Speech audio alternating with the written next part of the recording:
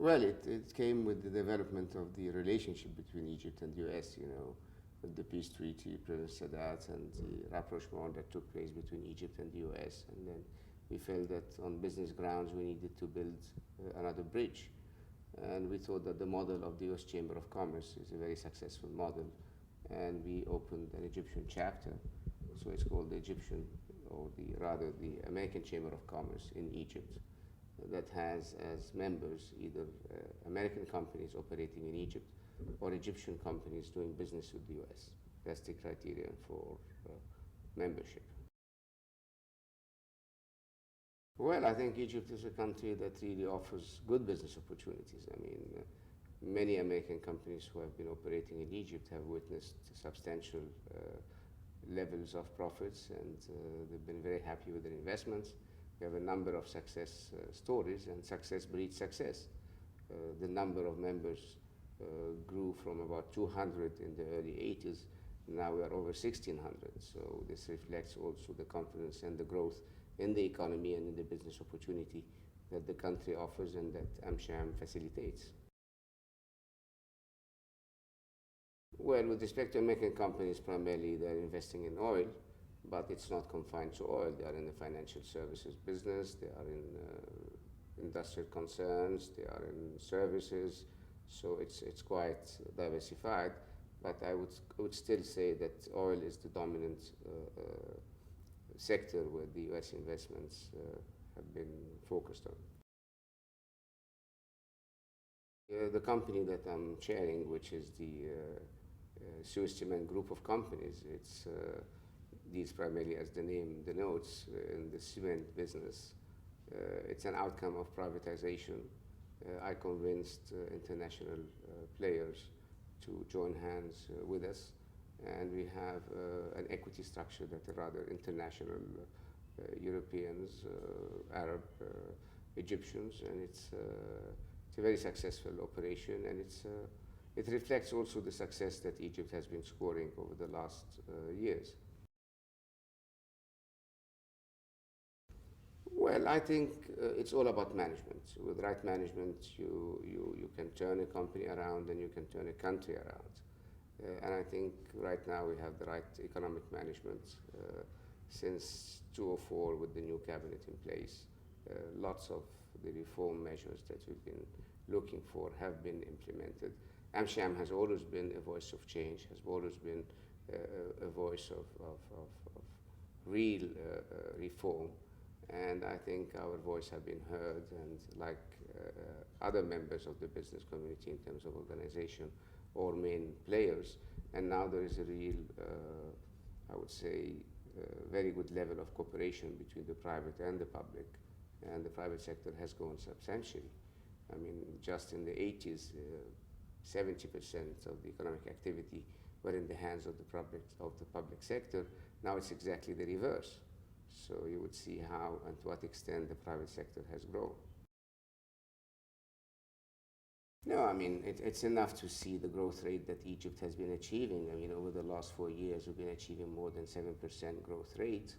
And it's enough to see, for example, how Egypt is weathering the world financial crisis that is sort of storming the entire world. I think the Egyptian economy is well prepared to sort of navigate through this crisis better than other economies. I will give you the example of the Egyptian banking sector, for example. We've been very prudent in our approach. They have embarked on a very deep reform of the banking sector in terms of solidifying the equity base of banks, cleaning up the portfolios, being very careful with their lending practices. And the outcome is that so far the loan-to-deposit ratio is about 50%, which is very safe. Mortgage financing is very minimal, so it has no effect. And some of these effects have been very dramatic in many markets. The US is one of them. So I think the banking sector is one aspect of the major reform. As I said, the growth rate, 7%, is quite achievable. We expect, in spite of the repercussions of the financial crisis, which is really severe this time, and maybe we haven't seen the bottom of it yet, that the Egyptian growth rate would sort of be reduced, maybe from 7, we expect 6%. But overall, tourism has really picked up. You know, Egypt has about 35% of the world antiquities, so it's a big,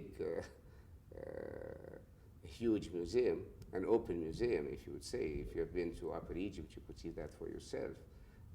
And tourism has really picked up, and Egypt has been identified as a major touristic destination, not just for ancient and old antiquities, but the sand, the beaches, the beautiful beaches on the Red Sea, on the Mediterranean. It has been a real attraction for tourism. I agree with you. FDI definitely is going to be hit. It will be reduced. Even the remittances of Egyptians working abroad will be reduced. Suez Canal proceeds will be reduced. But in spite of that, I don't think that the reduction will be so severe whereby it would really turn the direction totally, whereby we'd be very seriously hit in terms of growth. The stock market has been a reflection of the stock markets worldwide. The hot money with foreign investors, they have pulled out like it has happened in many other stock exchanges. The first thing they do, they pull out of external markets, international markets, to consolidate their positions and meet their obligations in their own markets. But in spite of that, I think the Egyptian stock market could still be robust because we have PEs that are very attractive, and you know it's very cyclical. So I think the new cycle might, the winds might blow good winds. Yeah, IT is definitely one of the growth sectors, but I think we need to also focus on the areas where you have a comparative advantage. I think Egypt has a fantastic location, what I would call the genius of the location. And in terms of logistics, Egypt could be really the hub for multinationals and for lots of trade. Talking about world trade going through Egypt, making use of the Suez Canal, making use of the fantastic location that we are enjoying, be it on the Red Sea, be it on the Mediterranean, in the heart of the Middle East, part of the African continent, at 4 hours flight to Europe. So it's a fantastic location. And this is the real advantage that we really need to capitalize on in terms, we need to focus on our infrastructure, we need to revamp our infrastructure, and I think there is a lot to be done in this area.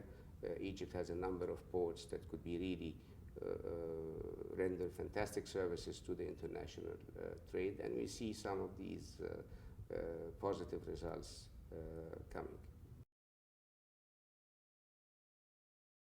Well, I think it would affect the man in the street. It would affect the emotions, it would affect the way people see the US foreign politics. But when it comes to business, people are more bottom line oriented, and we've seen a number of projects that have really yielded good results. You have the QIZs, the Qualified Industrial Zones, that have witnessed great success. We've seen Egyptian textiles and fabrics and that have found their way to the US markets. We've seen the figure going up from a few $100,000 to close to $800 million. We've seen a number of US investments coming into Egypt. So at the end of the day, politics is an issue, but it doesn't affect the fact that there is a strategic relationship between Egypt and the US. Egypt is a pivotal country in the region, and the strategic relationship and the strategic alliance will continue regardless of the political ups and downs. Yes, I definitely think so. At the end of the day, the US represents more than 30% of the world economy, so it's a very important partner. We, as members of the business community, regret the fact that we the Egypt-US Free Trade Agreement didn't take place. Those who are doing business with the US see the impact of that because some trade diversion is happening. We see more trade now with Europe, we see trade diversion towards China, and I hope that with the new administration in place, maybe the issue of the Egypt-US Free Trade Agreement would be revisited and both governments would work on reaching an agreement. And talking about the Egyptian economy, I mean, don't forget that Egypt is a natural greenhouse. So we have a real advantage in agricultural produce and products and in agro-industry. And I think this is also another area where Egypt could substantially develop and open up markets, be it in the Gulf region or to the European markets. Yes, it's one of the sectors that people are focusing on, and it's a growing sector. Yes, I mean, first of all, there is a serious consideration for applying new irrigation techniques and so on. But as I said, the climate is so inviting, and it's a natural greenhouse. No, I think it had to do with the timing. The Bush administration had the so-called fast track agreements or fast track arrangements, and then it was a matter of timing. When the fast track was no longer in place, it was very difficult to do such an agreement going through the hassles, and there is also US bureaucracy as much as there is Egyptian bureaucracy. So, but I'm quite confident that because it's definitely in the interest of both countries, and it's in the interest of both economies, and I think the new administration would revisit that. Well, one area where I believe Egypt really need to focus on is, I would say, education. We have rather young population, about 56% of the Egyptian population are under 26, which could be a tremendous force of production with proper education, with proper training, and with proper vocational training. So it could be a disadvantage at a point of time, but it could be easily turned into an advantage if we really develop the right programs and if we really properly invest in education. And I believe this is happening. Lots of focus is being put in this area. And AmCham, as an active player in the economic activities, has identified this as a very important sector. We are working with a number of organizations that are doing so. Even the government has developed an industrial training council that is doing very well in sort of training graduates and equipping the young people who are entering the employment market to meet the requirements of the job. Yes, for example, now it's more demand-driven. So we see the requirements of corporate Egypt, we see the requirement of the private sector in Egypt, and their requirement in terms of qualifications, in terms of vocational training, in terms of the qualification that they will look for the jobs that they are offering.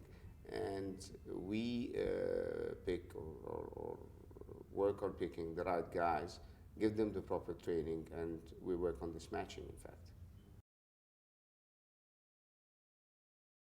Well, there are few Egyptian investments in the United States. That's a fact, but most of the investments would be more in equipping Egyptian companies and concerns to serve entering U.S. markets in a very competitive manner, and that at the end of the day would serve the U.S. consumers. Within our group, we give lots of priority to the corporate social responsibility of the group. We have 5 plants in different parts of Egypt, and we focus a lot on upgrading the quality of life of the not just of our employees, but of their families and the communities that are around our areas of investment. We give lots of attention to, as I said, to education. We are one of the major sponsors of one of the oldest vocational training and vocational schools in Egypt. We are bringing it back to the highest level. We are inviting other members of corporate Egypt to join hands with us. We have lots of contribution to Egyptian universities, to the education at large, to health programs, and we have a substantial budget for that. And I believe we are not the only company that is doing that. We are not the only group. But even within AmCham, we have a special corporate social responsibility committee. You know, we have 22 committees in AmCham that touch in every aspect of the economy. And they are extremely useful in coordinating the efforts of the AmCham members and in communicating with the civic society in Egypt to play this pivotal role.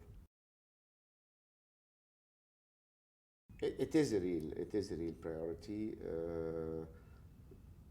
I think I'll go back to the financial crisis.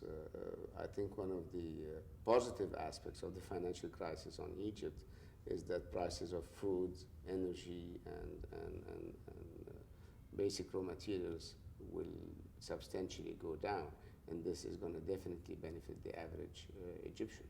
So, you know, there are always winners and losers. And I think the average Egyptian, when it comes to his average budget, that is relying to a great extent on some of the imported materials, would benefit. First of all, don't forget that Cairo is one of the biggest cities in the world. It must be the third after Mexico, possibly Tokyo, in terms of population. The number of cars that you see around is also a reflection of the quality of life and improvement of quality of life that happened to the average Egyptian, whereby many of them can afford buying cars. Even if you judge by the quality of the fleet of cars running in Egypt, you'll see that many of them are much more modern cars than what you used to see and what you see in other countries. So that's one issue, but I think the area of infrastructure, of road networks, of transportation in general is a very important area for investment. It offers substantial business opportunities and investment opportunities. It just happened that the current Minister of Transportation is the former AmCham president, so we are very proud of that, and he's doing a great job. AmCham has specific programs to work closely with the Minister of Transportation and the traffic departments to improve the quality of the traffic and to offer all kinds of supports from AmCham members to improve the traffic, the quality of the traffic, the regulation. It's a way of cooperation between the civic society and government, and I think it's doing very well.